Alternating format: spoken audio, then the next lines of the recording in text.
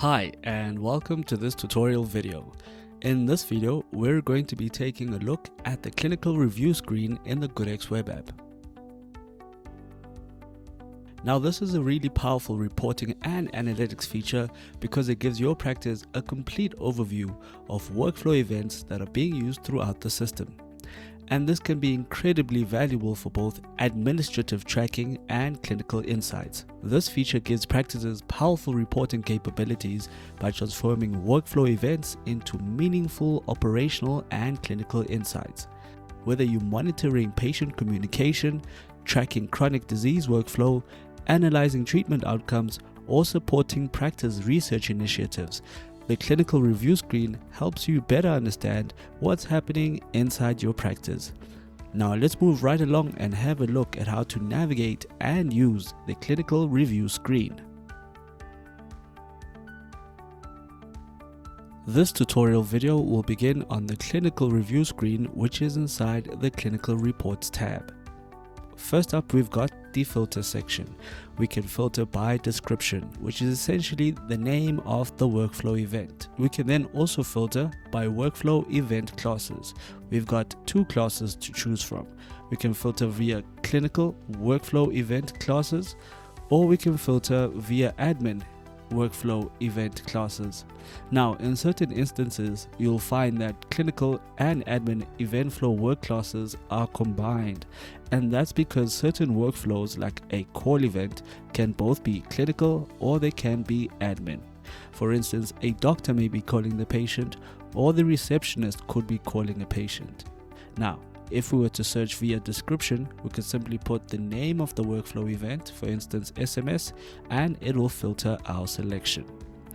In certain instances, you'll find that the search results do not auto-populate, and in such instances, we'll have to click on update results. And next to that, we've got reset filters, which will then reset our filter options and give us the default workflow event templates that are here below in the column section. Okay, now let's go over the column section. Starting with the action buttons. We've got expand widths, which will expand the different columns that we have below. And we've got reset widths, which will bring the width of the column to their default setting. Right next to that, we've got the sort column button, which will sort columns ascending or in descending order. Okay. For instance, as you can see, these columns are currently sorted in ascending order. If I were to say sort in descending order, we will then start with the last letter of the alphabet looking backwards. Next to that, we've got choose columns. Choose columns allow us to set what columns we want visible on our page.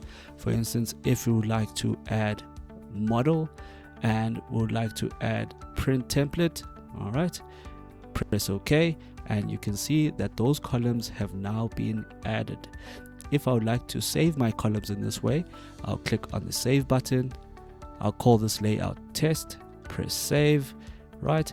And it will take me back to the default. When I click on the drop down, go to test, I'll then be able to see my columns once again. Right, now let's go over an example of expand widths and reset widths. Okay, so as you can see, right, we've got these two columns that are here, and those three dots means there's more information that we do not see. So if I click on expand, the columns will expand. I'll have to drag all the way over to see the next column. Okay.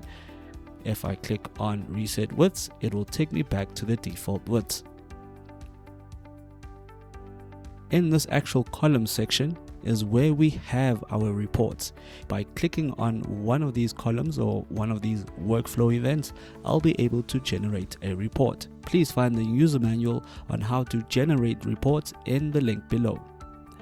Below that, we've got page numbers. Now, as you can see, we are only showing 10 results. So that means we've got a lot of pages and each page only shows 10 results.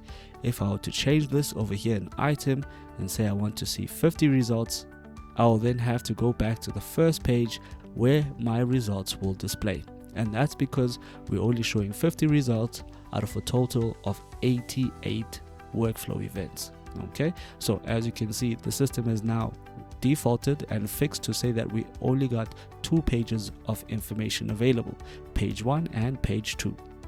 Okay, next to that we've got advanced reports, and I've got export to PDF, and finally I've got export to CSV or Excel. Okay, now let me go back to the default just to show you that when I say export to PDF, this is not the report that we want. Okay, this is just simply what we have in our columns. Okay, so if you actually want to generate a report for any one of these, as I've mentioned, you'll have to go to the user manual linked in the description below. Alright, thank you for joining me in this tutorial video, and I'll see you in the next tutorial video.